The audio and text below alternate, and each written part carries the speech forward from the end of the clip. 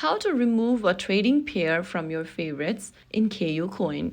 Hi everyone, welcome back to Trading for Beginners. To remove a trading pair from your favorite list in KuCoin, first of all, open the KuCoin application and sign into your account. Once you're inside the home page of KuCoin, go ahead and click on the markets option from the bottom of the screen and make sure that you have tapped on the favorites list. Once you're inside the favorite list, go ahead and select a trading pair you want to remove from the list and press hold it. And in the pop-up, click on favorite and the selected trading pair will be removed from your favorite list. Repeat this step for every other removal and that's it. The trading pair has now disappeared from your favorite list immediately.